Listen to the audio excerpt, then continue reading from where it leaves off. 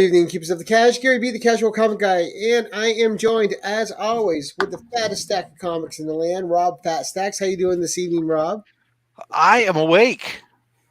That's always a That's bonus, a win, especially when we're both awake. right? I mean, And old men napping. Watch out. well, we figured two old guys wasn't enough to host this evening's show because we had such a big name with us. We brought Digger Jim in with us too. Good evening, Digger Jim. Just What's in up, case buddy? one of Thank us you, fell sir. asleep. Thank you. Which Now is we good because got I the have heard three- that pilots have that issue where they fall asleep and then Right. they wake up and they find that the co-pilot's also been asleep, and you're like, oh, what the hell? So this gives us triple redundancy. There you go. And we are the three old amigos. So, and with us this evening, making his debut on the 1011, our guest of the hour, and I heard Much he younger likes than us. things. So, but we'll let him tell you. We have Jason Douglas with us this evening. Good evening, Jason. Gentlemen, it is great to be here. Obviously, I have hung out with you guys before. I have been on shows with you before, but I am ridiculously excited to be on the 1011 tonight for many reasons. New show, new experience, but more than anything, after being on I'm pushing like 100 interviews now for the whole parallel process over the last 2 years, and this is the one that I'm probably looking forward to the most because we're just going to talk about comics, and we're going to show off books, and we're going to talk about history and show you some weird stuff and some exciting stuff and some stuff that means a lot to me, and I could not be more thrilled to be here. And we are happy to have you. And worth mentioning, Awesome. your fourth appearance on this channel. I know, isn't that cool? Yeah. And this is the guy that kicked off in the hot seat as our guest. Jason Douglas was the first. So he's got history and importance with this channel to Wow. me. Provenance. Right. So Honors galore. well, I was excited to get you on here because it gives us a different aspect. We get to deep dive into what someone who writes comics likes to collect and likes to see. But being that we're a supportive channel, we are going to plug my buddy Ken Wheaton, who is an artist, and we're going to share the screen. And guys, he has been a Facebook guy for a while. We had to get him over to Instagram. We had to scold him, tell him to stop being a dinosaur, that all the kids are on IG now. So he has just started up. Now, you will know Ken because he did my logo. He for did my my channel, logo. the Keep It Casual, the Keepers of the Cash, and mine. He did all those. He did Small Town Collectibles logo. He did Rob's Fat Stacks logo. That's right there.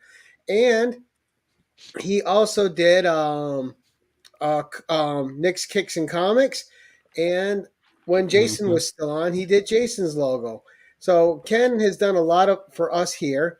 But we are going to show his Instagram really quick. And if I can have pop-ups start coming up on me now.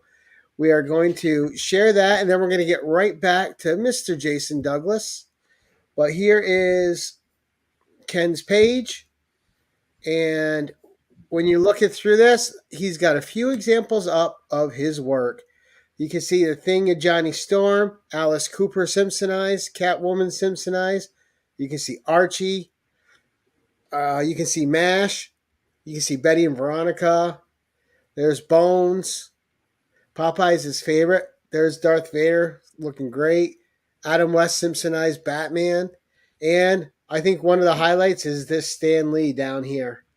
Yeah, You that's go back really to the good. top so we can see that username there, big man Gary. Yep, it is artist Ken Wheaton. So he is currently at 60 followers. I'm trying to get him a nice big welcome to Instagram and let him know that it's a platform worth being on. Now, I've shown off commissions I've got from him. He is a great commission artist. All these he's done on covers of books, and I just had to plug my buddy real quick because that's what we do here. So Ken Wheaton, and hopefully you guys will all go sub him up. But now that we got that through, Well, you know what? Before you even officially introduce me and let me go running here, I'm going to vouch for Ken myself as somebody who, before my days on the same side of the table as him, met him at a con and got a lot of stuff signed for him, and he was incredibly gracious and a really nice human and wonderful with my kids too, because they were massive Popeye fans at the time. And Ken Wheaton's a stand-up dude and an excellent creator, and definitely worth supporting. Nice. You heard it here first, guys. Blow up his IG. Show him some love. All right, so we're going to say hi to the chat real quick, and then we're turning it over to Mr. Jason Douglas. So we have first in, as always, Las Cruces. Good evening, sir. Psychedelic Comics, Trev the Shipping Guru, Tony over at Comiverse. Good evening, sir. Uh, One Shot Comics, Nicholas. How you doing tonight, sir? Nice to see you in the chat. K-pop, nice to see you. K-pop supports everybody. She's awesome. Collecting with Durs. How you doing tonight, Adam? Circumstances, Marcus. How are you, Doctor Von Hoop? Good evening, sir. Nice to see you. And we are Comics with Murdoch. Comics with Murdoch. Jerry the Jitterbug. Good evening, Jerry. So nothing but the greats in here this evening. And if I missed anyone, Phil's Treehouse. Good evening, Phil. But our guest is on a timetable today, aggressively relaxing. Good evening. And we are going to get to him. And not only because we want to get to him, because I want to see what books make him tick. Yeah. So without further ado, Jason, let's see that first book, sir, and kick us off on what's important to you. Okay, so as you and I have talked about for the last, oh my God, well, we've been planning this for more than a month, but we've been talking pretty intensely for about a week. Like I was pulling out my hair trying to find the books to show, and I tried to do a variety, right? A couple of nice keys, some stuff that I got out of the 50-cent bin, but really just something that represents who I am as a collector from way back in the age when I was 12. To my kind of hiatus from comics from 9 years, and then coming back as an adult and literally being a collector for decades longer than I've been a creator. And the first thing that I wanted to show is this gorgeous Mignola cover from his run of Classic X-Men, like 12 issues in a row, where it's kind of on that borderline of, Hellboy is right around the corner, but his style is definitely established, right? And it's all your favorite X characters, kind of during the Brood Saga run, those reprints.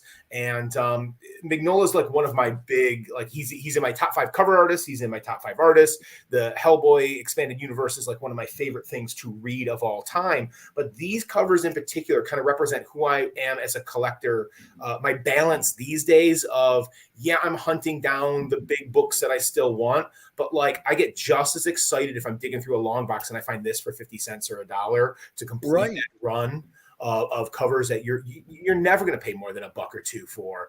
And I chose this one just because it's kind of representative of Mignola and that style, and it's got some Hellboy. I mean, we got vampires, right? I mean, it's got the vibe here. And like talk about me pulling out my hair for last week trying to choose which books.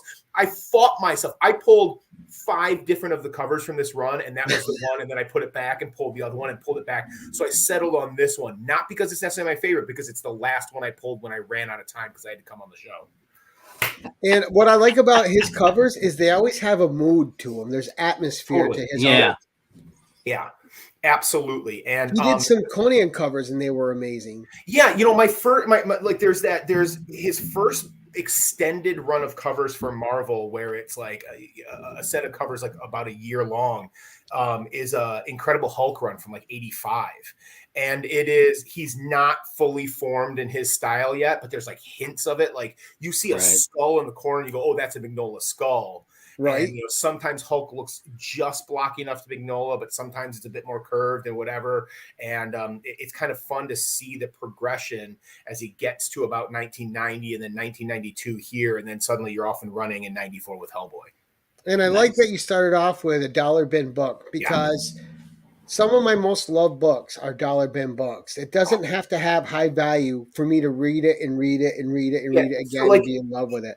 Like if you look at my hunting list, my need list, my want list over the last like 4 or 5 years, if you hand it to somebody who's like going to help you at a show or something or at a store, they tend to be really confounded because you've got something on there that's like completely out of my price range and it's on there because it's on a wish list and I'm never going to buy it anyway. And then you've just got like, I still need like, Dazzler number 39, to complete my run. And people are like, it's so all over the place. And it's just as evenly balanced with the dollar bin books as it is with something a bit more, high grade or a bit more expensive. And I wasn't joking when I said like, I want this and I pull it.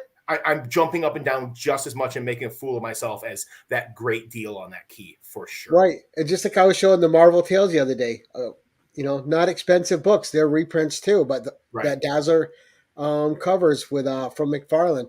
And see, guys, that's how you know Jason's good people. Another Dazzler fan. I mean, Totally. we're everywhere. Yeah. You just don't know. We're an I'm army. literally 2 books away from completing the run. Okay. We're talking about Dazzler the movie, the entire series, first appearances in X-Men and stuff like that. And I'm 2 books away from completing that Dazzler run. So nice. But I'm going to be patient. I'm going to find evidence. I'm not open. You're not going to eBay it. You're going to find it in the wild. Absolutely not. Absolutely not. All right. Number 2, Jason. Yeah. Okay. So this is my first cheat. Okay. Because it's a 2-part story. Now, this is representative of not only who I am as a collector. So like this is because I love the cover artist. I love X-Men, and I wanted to complete the run, right? This is more one-off. I am not looking to complete a full run of Marvel 2-in-1. This is Marvel 2-in-1 Annual number 7, which it just happens to be one of my very favorite comic stories of all time. I was too young for this when it came out. Didn't know about this when I was first collecting when I was like 12, 13, 14, 15, but found it, like 10, 15 years ago. And if you guys don't know this story, it is delightful. It is not Contest of Champions, okay? But sometimes it gets conflated with Contest of Champions, that first Marvel miniseries crossover, whatever you want to call it. Right. This is the Thing and a bunch of Marvel's strongest getting pulled into this contest with a guy called the Champion. And it's just boxing. It's just like no holds barred fighting. Just use stuff. And Silver Surfer gets kicked out because he's got cosmic powers and whatever. And Thing is the last man standing. And it's very much what becomes Captain America in the movie. It's like, I can do this all day. Like, he's getting his butt kicked, but he just holds on. He eventually wins because of his fighting spirit. And I just love this story. It's one of those books that I have a hard time not buying when I see it. There you go. That's okay. And what was the issue number again? 4 of them. But I'm cheating because I'm counting 2 for 1, because this little note, even people who know about this book, you see this on Instagram every once in a while. What you don't see is in the regular series the next month, the epilogue. So this is him back on Earth when he comes back through the dimensional portal, and he's like laid up in the hospital after his butt's kicked. And there's a huge superheroes are coming to hang out and like give their respects to Ben for basically saving the universe. And all the supervillains come and team up, and there's a big fight outside, and he's oblivious to it the whole time. And so like this is the epilogue to this much longer, annual length story. Nobody knows about this one, but it's a kind of like a little delightful capper on the end if you can find it. Right. And the did do that. They had some. It's number 96. 96. I'll have to look that one up. I do have the annual. I do have the annual, and I remember reading the annual when it came out and thought, wow, this is great. But I did not know about 96. Yeah, it's like one of those things, and it's long enough ago now where I don't remember why I know either. Because again, it's not like something that I was collecting at blah blah years old. It's just I found it, and it's like it's one of those nice little fun facts that now and a lot of people don't. You're like, oh, cool. Do you know about the epilogue? Yeah, I will now have to go find it. And 2-in-1 finished a couple stories, because if you remember, there was a little series called Skull the Slayer, and that finished in Marvel 2-in-1. They did a lot like that. All right, nice. Number 3, Jason. Okay. You're only 2 books in, and I already love it. So we're going to dive into – so I grabbed something that is it's a sketchbook. So it's not even a traditional comic. But it's diving into this section of, like, I literally divided my pile into sections to, like, transition between – let's talk about my stuff that I found in the dollar bins. Let's talk about this stuff in stories.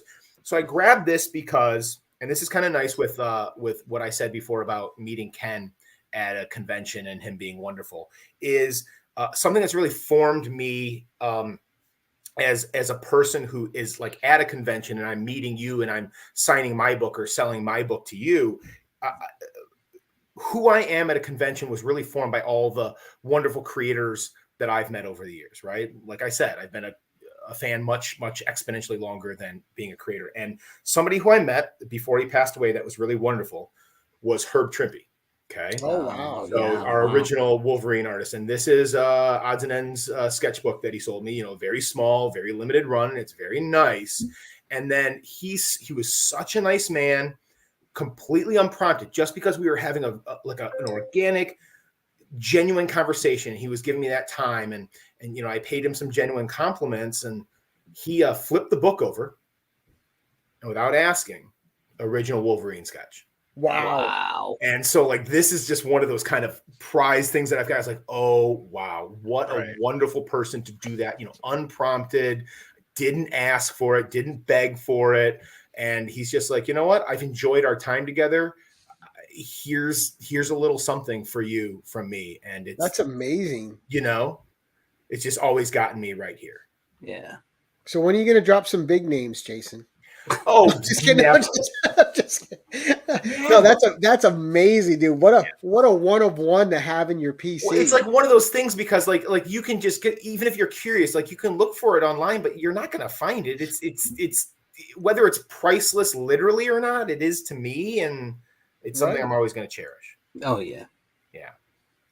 Well, that and it's a memory forever for you. Right.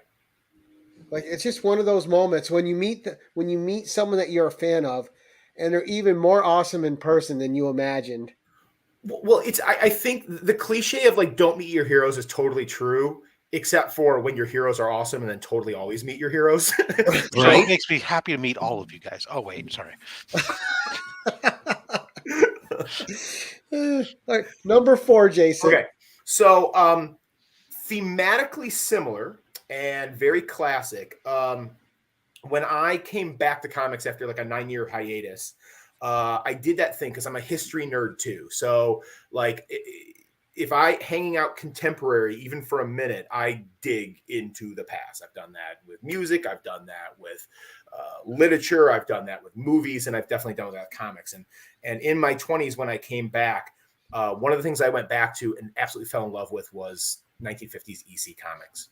And I don't know how clearly you can see behind me over here, but this is just like all the hardcovers.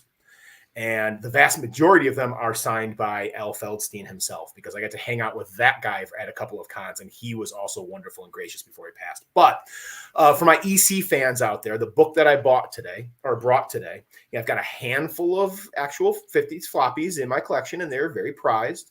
And I didn't bring you a Tales from the Crypt, right? I didn't bring you anything sci-fi. I didn't bring. I have a controversial opinion that my personal favorite series from EC comes at the tail end. The much maligned titles after horror and sci-fi and crime kind of got the kibosh. And maybe my favorite EC series is Aces High, and this is an Aces High #1. Oh. Nice. From March and April 1955. It's still a pre-code issue, but like the writing was on the wall at this point. Right. And these stories, I love my Frontline Combat and I love my Two-Fisted Tales, right? I mean, the original anti-war war comics. But this is like vast majority. This is just World War I combat. And I love it. What a fantastic I've read it through several times. It's gorgeous art. It's actually really good, compelling story, and aerial combat drawn really, really well. I mean, it's the EC artist. What else are you going to get? Wally Wood drawing biplanes, doing loop-de-loops in the sky. It works. Man, it looks so clean. Yeah, it's not bad, right? Yeah, that blue pops too. Mm-hmm. Yep, that blue kind of stayed, which is, it's not as like I don't think that the blue is as rare as keeping those black or those white covers clean. True. But you don't see it a lot, right? Right. Yeah.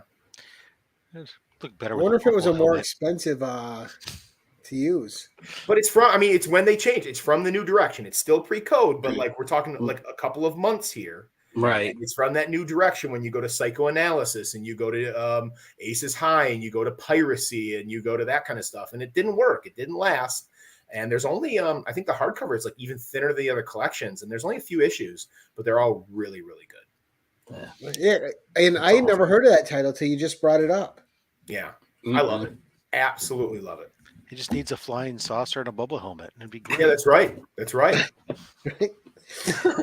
Hey, if anyone was going to meet him back then, it would have been the biplane guys. That's right. Yeah, we see that. There you in go. Adam Jason's straight fiction story coming out in a couple years. There you go. You got it. Number 5, Jason. Okay, so this got a story. So this is the key. This is a big book. This shows my love for Uncanny X-Men, and this is literally the kickoff of the Claremont era. Here's a number 94, right? Nice. The reason why I grabbed this over some other Bronze Age key or even going earlier is because this is proof positive until I break my own promise later in this entire run. This is proof positive that I am a raw over slab guy. Okay. Back in the days, I bought this as a CGC slab. Back in that weird in between era, post CGC premiering and big splash, but in that kind of, I don't know how many years it was, but it was like kind of at its nadir. And it was, I mean, you could find it in very reasonably priced here and there before it blew up again in the last 5 to 7 years or whatever it's been. And I literally bought this, I think it was like a 7, and I took it home and took a hammer to it in the garage and took it straight out of the slab because I had no interest and I wanted it raw. So this was like a very early key book that I bought in my return, and I hammered it out of the. I'm saying you hammered it. yeah, I know. Which again, it's like look, you got to remember that because I think I'm giving Rob a headache. But yeah, I feel attacked here. That's just like this is just. Listen, your stuff is gorgeous on that back. I need an adult. Jealous of it, but dude, you got to understand. Like I am a high functioning OCD collector, which means in the same way that every single bit of my VHS eventually turned to DVD and all those DVDs turned to Blu-rays, if I ever allowed myself to love slabs, it sounds like that as a writer, you have some kind of affinity, not just for the art, but the stories that are within them. Almost weird, right? It's weird. Yeah. Bizarre. Yeah. But like, I mean, how dumb was I? I mean, you got to understand that like that big pause that I took in my collecting career, like 9 years away from the hobby and 9 years away from the reading of it. Like I came back in my mid-late 20s and I might as well have been 12. So like the idea of me, like I was like, yeah, a hammer. That sounds like the right thing to do. Just like a dumb 12-year-old would be like, of course that makes sense. Yeah. And that's just, I'm just I'm decades behind mentally. Plus it doesn't, I work with 8th graders every single day. I don't think I've matured past 14 anyway. So me taking a hammer to this sounded like a really good idea at the time. And so you got a job where you could blend in. Oh yeah, totally. Yeah. I mean, they spot me from a mile away. They see me limping down the hallway. They smell a rat. But like up here in maturity wise, yeah, I'm indistinguishable in the community. Number 6, sir. Okay, this is my next cheat. Because now we're moving into the section of, let's go back before I took my break. Let's go back to collector little kid from like 12 to 16, right? And that is right smack dab at the end of the 80s and into those first few years of the 90s where I'm collecting for a couple reasons. We're going to get to one of them in a second, but I am hunting down Batman getting his back broken. I am hunting down Death of Superman. I am there in line with the at the time 45-year-old prospectors getting their 100 copies or whatever. But the biggest hunt we went on, right, was going from literally comic shop to comic shop, from drugstore to drugstore, and trying to find as many I knew it was going to be that as possible. So I brought my silver, my newsstand, my bag silver, and my gold. And I mean, those two obviously being the rarest two out of those 4 right now. I've never found a platinum. I think there's a platinum, isn't there? But like literally going from this drugstore to that drugstore, I have a very fond memory of this place called Dimitri's, and there was this creep behind the counter that we called Dirty Dimitri, and he knew just enough to kind of like keep this copy back, and you had to like, oh, is that back there, Dirty Dimitri? Do I need to pay a little extra for that one? And oh yeah, just hunting all over town to try to find all those Spider-Man covers. Yeah, I think at one point I had like 20 copies of the green and 10 copies of the silver and something, because you could get them for $2 to $3. Well, I mean, that's all even recently. The 3 big Marvel books of that era are the Spider-Man #1. The X-Men #1 with the 5 covers, and then X-Force #1 in the bag, right, with the cards. And I coming back to the hobby, and I remember like my first decade and a half back before some of those books started to gain value again. Like I remember in this comic shop, seeing like a box of X-Force #1, like a box of 100, and it was like $30. If you want it, you can have it. And now, those ones with the Cable card and the Deadpool card have a little bit of value. Those X-Men #1s, which were dollar bin books for decades. Absolutely. Now, at least Overstreet are booking for $28 in near mint minus. Give me a break. Right. And just around here in all the comic shops where I've gone, they were in the 50-cent bins. Yeah, for sure. Right. They were just so mass produced, there was no reason that they had any value. Yeah. All right, number 7. Okay. So this is from that same era, and this is a very special book to me for a couple of reasons, because my reading habits lean towards the next book I'm going to show. My love of a universe leans towards the next book I'm going to show, but I was a hardcore fanboy for Spider-Man and for Wolverine. And when my best friend, 12 years old, is very limited, right? Like a wall book, like a Spawn #1 for like $12 on the wall was like, it was just extravagant, right? Like there's no way it was happening. And this book was so out of my price range. I never thought it was going to happen. And one day I unwrapped it as a birthday present from my friend next door. And that is my first copy of the John Buscema. Technically volume 2, but Wolverine #1. And this copy just happens to be signed by Chris Claremont himself. Ooh. Nice. So it's a very, very nice copy too.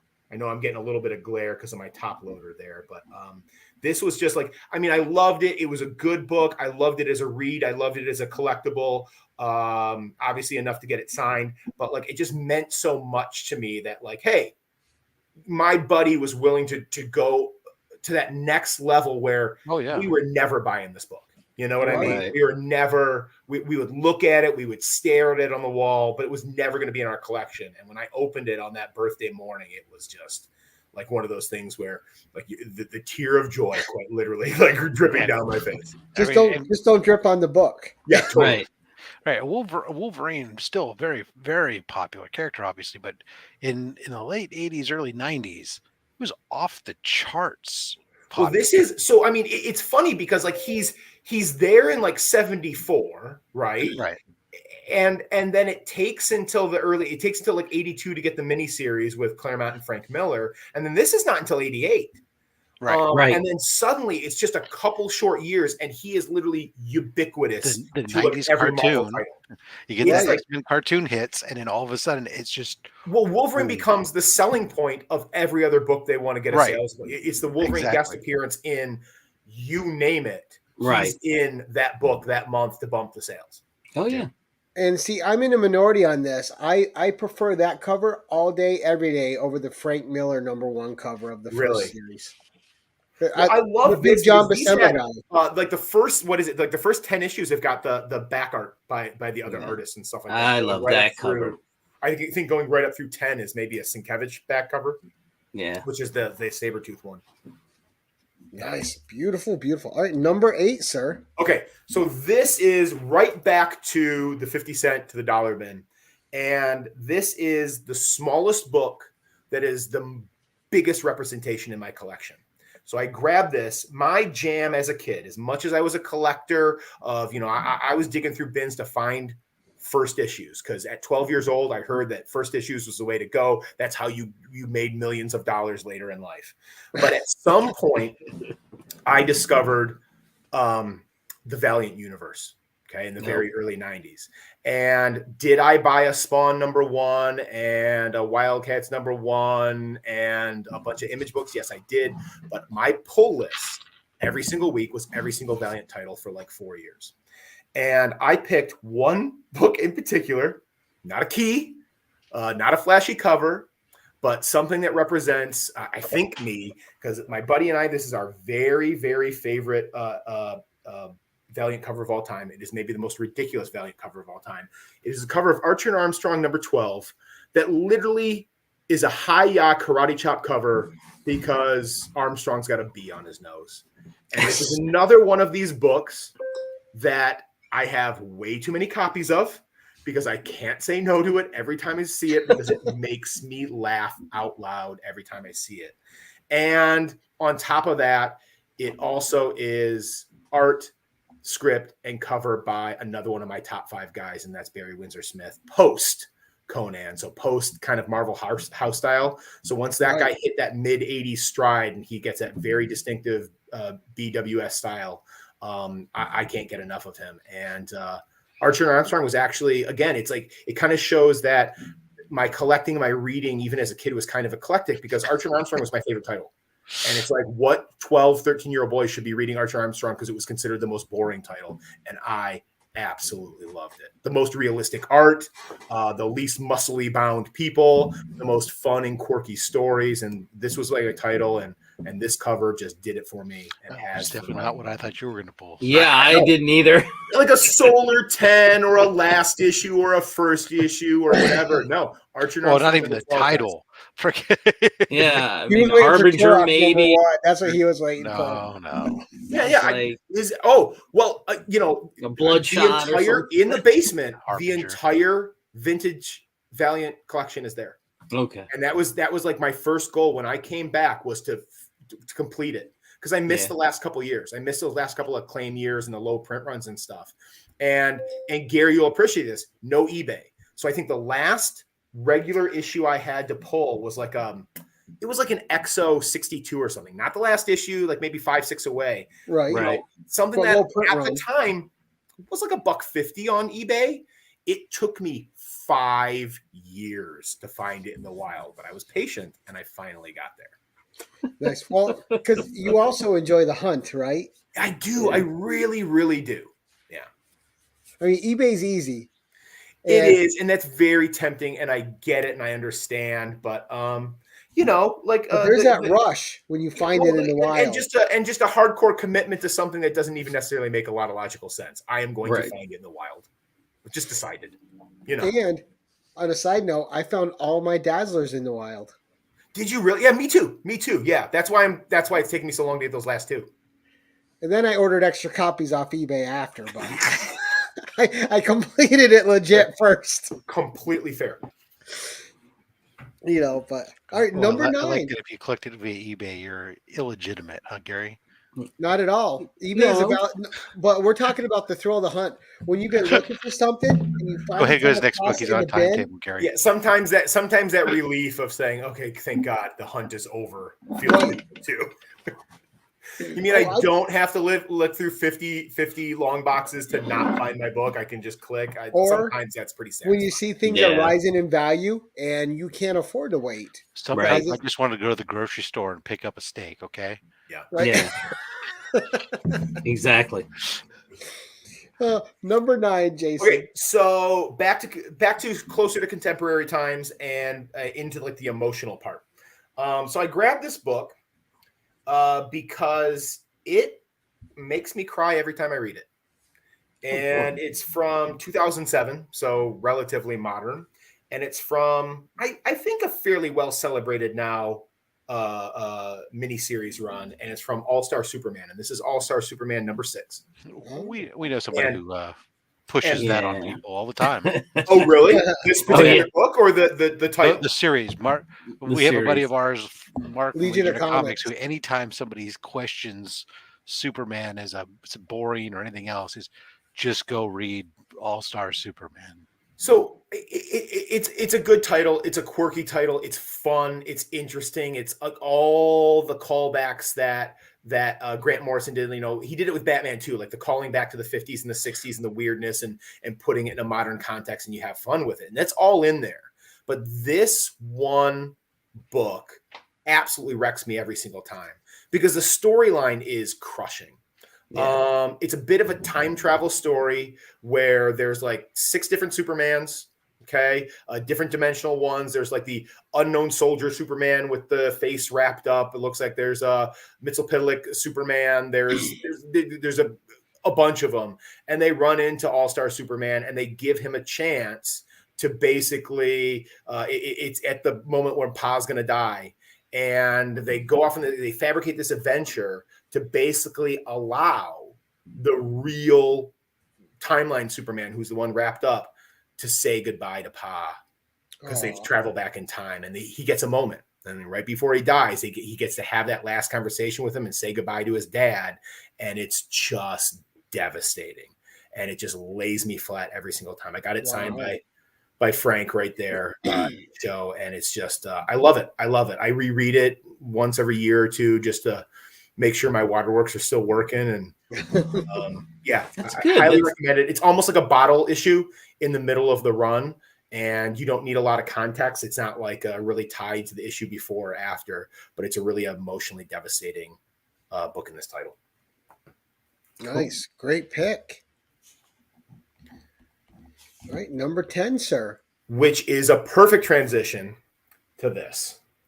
So the reason why I grabbed this Walt Disney Donald Duck, let me get the right angle for you, from May, June 1952, is because about a year ago, I lost my dad.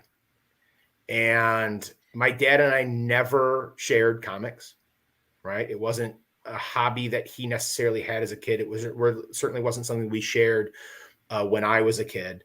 But just by happenstance, he had these relatives that lived a couple hours away who he used to visit a lot when he was a kid. And at their house was the only surviving stack of comics from when he was a kid. All the ones that were at his house, his mom had thrown away, like by the time 1960 even rolled around. And this is one of the very few things that I still have of his. And so, kind of tying that Superman story, this is, whenever I see this, I get emotional because this was literally my dad's when he was 5 years old. Okay. And Wow. And so it's like something of his that I still have that is connected to something that means, it means a lot to me because it was his. It means a lot to me because it's in comics. It means a lot to me because before he passed, suddenly he did get to see some of my success on the other side of the table. So it all kind of wraps up emotionally, literally, and metaphorically in this book right here. Wow. That's awesome. Yeah. You should get it slabbed. You think so? Maybe. Yeah. You think you lit it out that of was, his I'm hands? sorry, that was Rob mentally saying that through me. That's his No, but you must still pull it out and just thumb through it, right? And just yeah, absolutely. No, and it's from 1952, so it's got the smell, it's got the brittleness. You know what I'm talking about. Me, don't touch it though. Well, you can use gloves. It's good. I may or may not have put on gloves the last time I opened that thing up. Yeah, you have to, man. That's one of those books that I would freak me out. If I was going to do anything with it, I would just be self-slabbing it. I wouldn't send it in because it means too much. I'd be afraid to let it out of my hands and in the hands of that. That I'd just let me. I mean, the emotional value, and I'm not going to do anything to deliberately mess with it. So right, and it's fine in a top loader. I like having it here. It's going to be top loader and Mylar. You're good for. Yeah. Put some acid. The paper. Yeah, thank you. Yeah. You know what I mean. Names. All right, so number 11 with a personal story attached. So because that one was literally one of the. This is maybe the only no-brainer. This was maybe the only one where I didn't debate or like with that classic X-Men, like literally pull 5 books and put it back and decide at the last minute. Because this right here is ridiculously important to me on a couple of levels.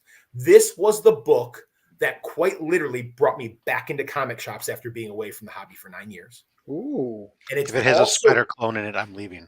It's also by the author who, and Gary and Jim, you've heard me talk about this. This is the person who is my biggest inspiration. This is the person who gave me advice way back in 2004, 15 years before I even started writing myself, but it stuck with me. And if you guys remember, and it's also important because when I stepped away from comics, there was only 2 books that I took with me. There's only 2 things that I continued to read in that 9-year hiatus. And one of them was Art Spiegelman's Mouse, and the other was Neil Gaiman's Sandman. Mm-hmm. And if you guys remember, back in the early 2000s, Neil came out of comic book retirement to write a little title called Marvel 1602 to help raise money for his legal battle against Mr. Todd McFarlane and the copyright issues over Spawn #9. And so this is signed by Neil himself back in 2004. And this is the actual single book that brought me back into comic shops and got me rehooked on the hobby right here. And so this means a lot to me symbolically for that. It means a lot to me because it was Neil's advice about creating art and what he told me personally back in 2004 when I got about a half an hour of his time. And we were talking about his daughter at the time was in the same fourth grade, in the same grade level I taught. And he told me that, like, the way you make art is you make it, you put it out in the world. And it sounds trite, but the reality is, if you make something, it exists. Can't promise it's going to be good. Can't promise it goes anywhere, but it's better than it's not existing. And that's the advice that I tell people today. It's like, if you make something, you've made it. I can't promise you what happens next, but I promise you, if you don't make your art, if you don't follow your dream, absolutely nothing will happen. And that's inspiration that he gave me a long time ago, and I carry with me to this day. And so that kind of has double meaning with this book right here. Wow. Yeah. That's awesome. What a good guy, though, to talk to you and give you the advice, right? Oh, absolutely. Absolutely. So you've had the fortune to be wowed by two of your respected creators that you got to meet, and they were even better in person to you.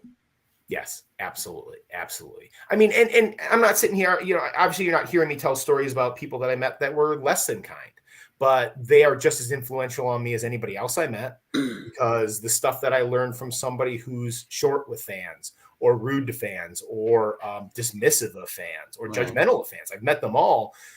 That was just informative to me how not treat people. What not to do. Sure. Right, because you know that someone that meets you don't want them to leave feeling the way you just felt. 100%. It could be your only interaction with somebody, and I truly believe you give them the best experience possible, no matter how you're feeling. I'm still waiting for that experience with Jason Douglas, damn it. We're going to get there. We're going to get there. We got time.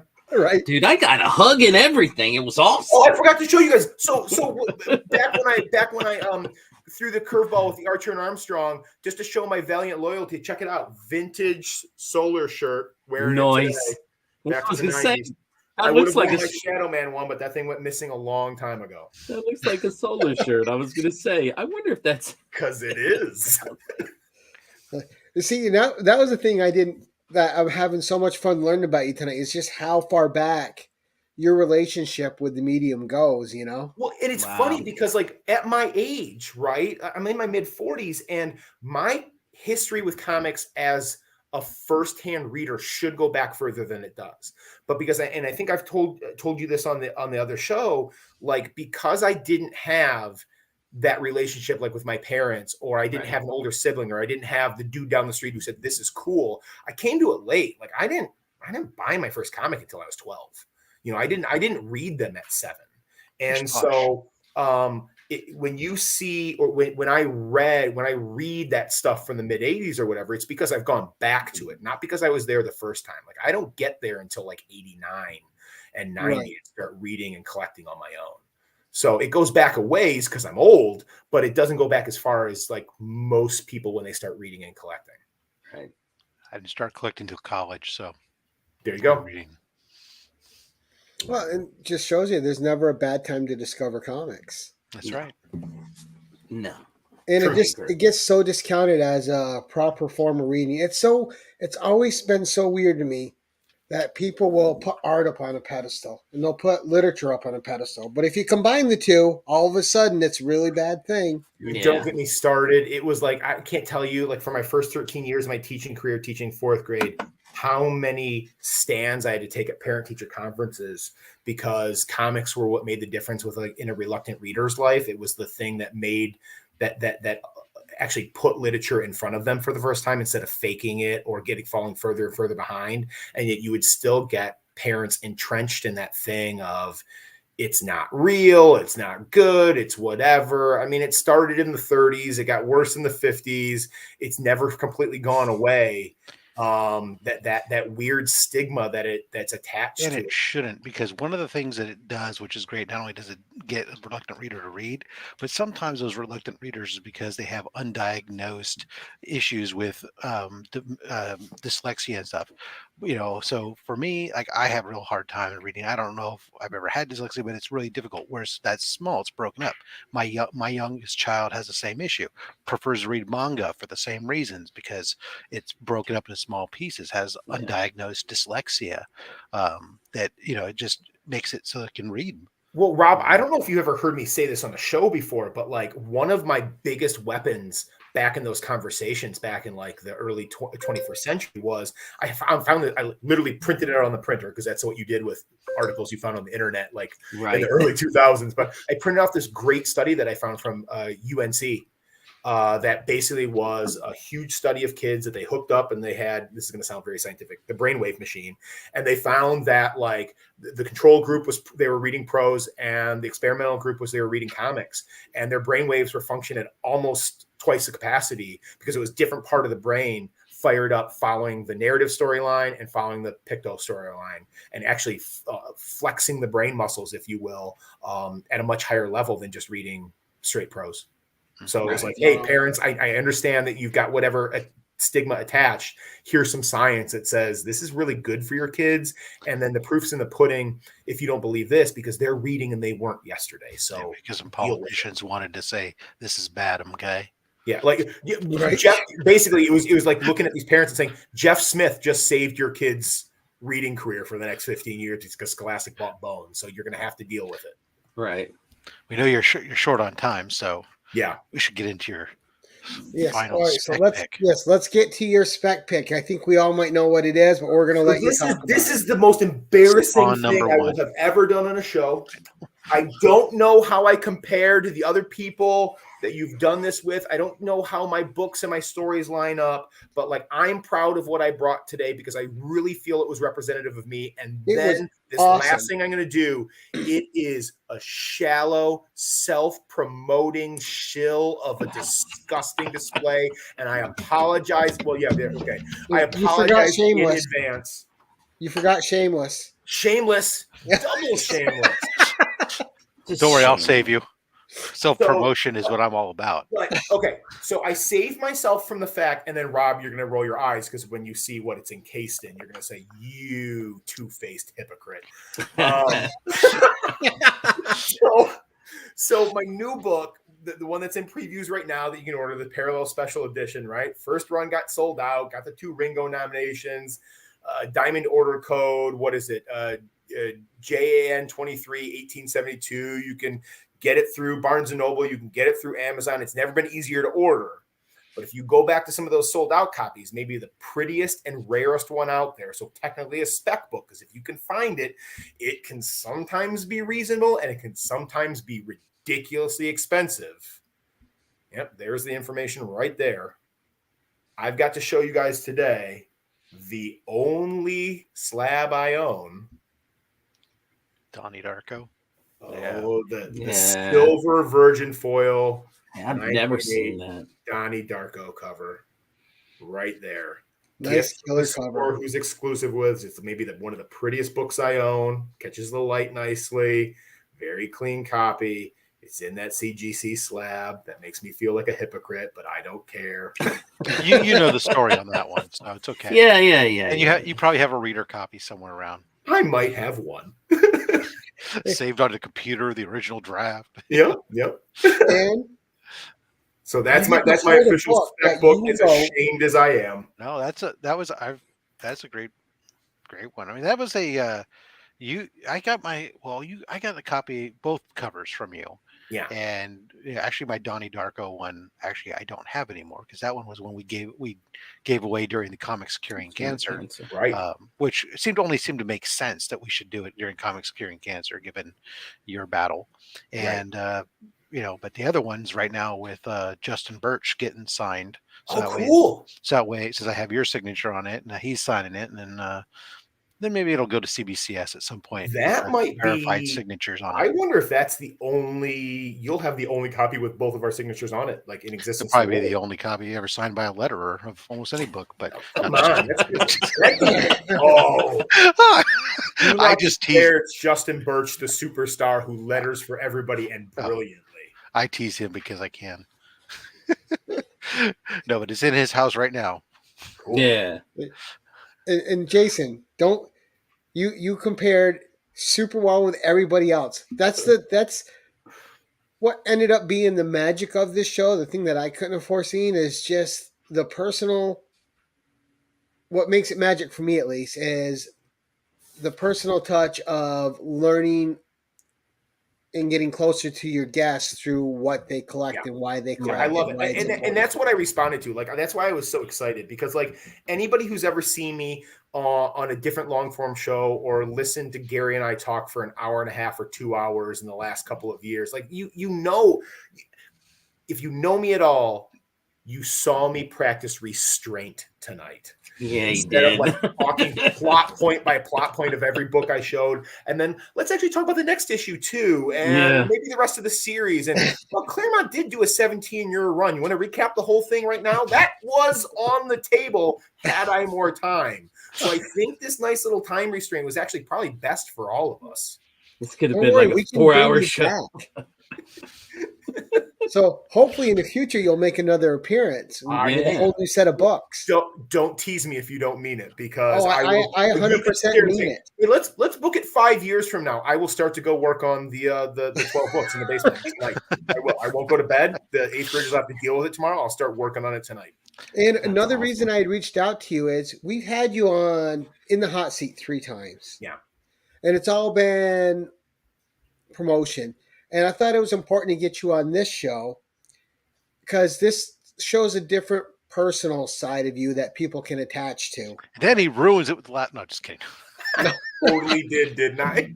Look, I was shocked, man. The Archer Armstrong thing, that was some, I don't want to say deep, but different reading for a 12-year-old. Well, do you know what my DC title was at the same age?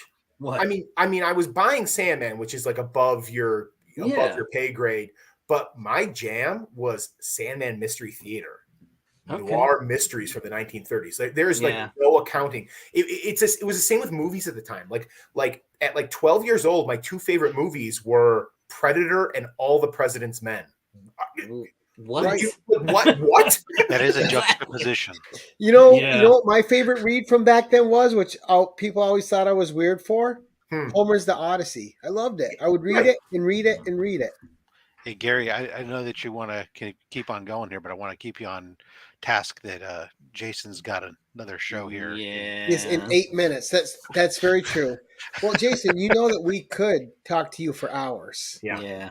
So you have no choice. You'll have to come back when your schedule realigns again and opens up for us and do another appearance. Well, I'm coming back in May because I got to promote my very first Kickstarter for my next book, Jane American, and I need all the support of the community we can possibly drum up, because so we'll get you on both shows. That whole all or nothing thing, I am terrified. I'd get you on Only Slabs, but it sounds like you don't qualify. So. There might be some hypocrisy in my future. There might even be 3 slabs to show, not just one. Please, God, you need 30 for Rob's show. Yeah. I'm going to bring 3. Rob, I'm bringing 3, and I'm going to talk about each one as long as you would, Ted. There's another show called Lonely Slabs. Yeah, Lonely Slabs on Remy Q. Yeah. Anyways, Gary, we got to wrap it up so that way he can get a chance to go to the bathroom before he has to be on the air again. All right, so real quick, around the horn. Rob, coming up for you. I have stuff. Most importantly, Saturday is Only Slabs. I can't remember off the top of my head as I'm blanking on, but there's a guest. Oh, David the Collector is our guest this week.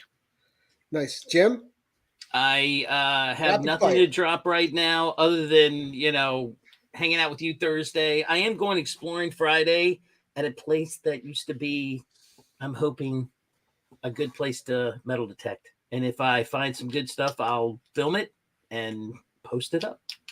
Nice. And coming up for me this Thursday, Out of the Panel Comics, who had a great show of their own on the 1011 during Comics Curing Cancer, and who has already set aside giveaway books and is currently setting more aside for the next Comic Curing Cancer event. October 20th, 21st, and 22nd. Yep. He will be on In the Hot Seat with the Usual Suspects this Thursday. And Jason, I hear you got something coming up in the very next few minutes. Would you care to plug where you're going to be next so these fine people can follow you I over? am going to be. Where am I going to be in a couple minutes? Boy, you would think I would be prepared for that, but He's gonna click a link. I'm now distracted. I'm going to be on Lost in Comics in a couple of minutes, going live again and talking about Parallel Special Edition, and probably talking about the Jane American Kickstarter, and probably not showing off Archer and Armstrong books. But the important thing is you got to show them off. I did. There you go. Jason, a pleasure as always, sir. We will bid you adieu. And for everyone that came out to support us tonight, thank you so much, guys. We had an awesome show.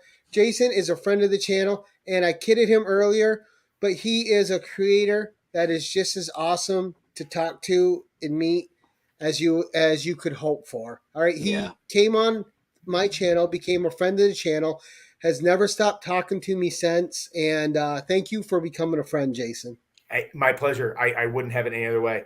Anybody tuning in tonight, come and follow me on Instagram at J Douglas Writes. The letter J Douglas Writes.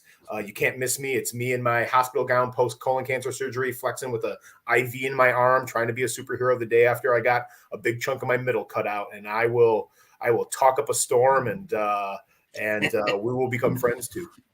That's right. All right, one of the best in the business, guys. All right, everyone, thank you so much. And until next time, keep it casual.